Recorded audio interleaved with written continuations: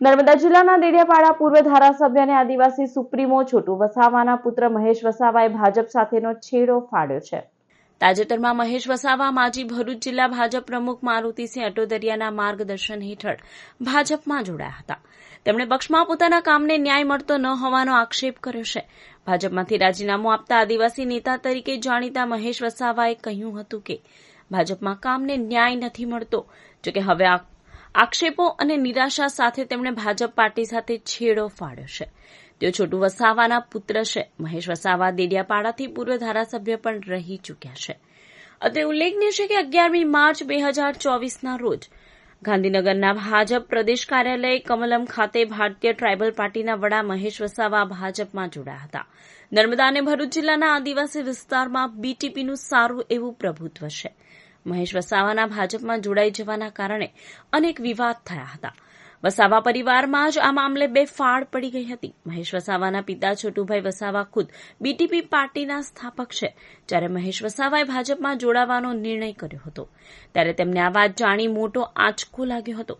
ભાજપમાં જોડાતી વખતે જ્યારે મહેશ વસાવાને સવાલ કરવામાં આવ્યો હતો ત્યારે તો તેમણે બહુ શાનથી કહ્યું હતું કે આખી દુનિયા ભાજપમાં જાય છે તો મારા ભાજપમાં જવા સામે કયો વાંધો પડી શકે। હવે જ્યારે તેમણે રાજીનામું આપ્યું ત્યારે તેમને સવાલ કરવામાં આવતા તેમણે કહ્યું કે ભાજપમાં મારા કામને કોઈ ન્યાય મળતો નથી।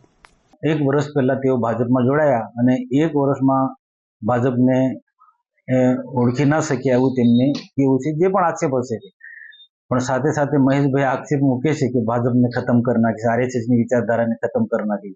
પણ મહેશભાઈ ને મારી સલાહ છે કે ભાજપને કે આરએસએસની વિચારધારાને કે રાષ્ટ્રીય વિચારધારાને ખતમ કરવાની કોઈનામાં તાકાત નથી। દિન પ્રતિદિન આરએસએસની કે ભાજપની રાષ્ટ્રીય વિચારધારા છે વધુ ને વધુ મજબૂત થતી જાય છે। સામેના જે પરિબળો છે એમને જોવું જોઈએ કે બધા લોકો ખતમ થઈ ગયા છે। એટલે ખરેખર એમનું જે આ જે પગલું જે છે એ ઉતાવળી પગલું છે। અત્યાર સુધી અમે બધા સાથે મળી કામ કર્યું છે। નાના મોટા કોઈ પણ પ્રશ્નો હોય તો સાથે મળીને અમે ચર્ચા કરી છે। અમારી પાર્ટીમાં ગઈ લોકસભાના ઇલેક્શન પહેલા જોડાયા હતા અને મારી નિમણૂક હજુ મહિનો પહેલા જ થઈ છે અને અત્યારે એમને શું અન્યાય છે એ પણ અમારી પાસે કોઈ એમની રજૂઆત આવેલી નથી અને એમને જે આ પગલું ભર્યું છે રાજીનામાનું બહુ ઉતાવળું પગલું છે અને એ જ્યારે જોડાયા ત્યારે કોઈ શરત વગર જોડાયા હતા ને અત્યારે શું અન્યાય થયો છે એની પણ કોઈ માહિતી અમને જણાવેલી નથી।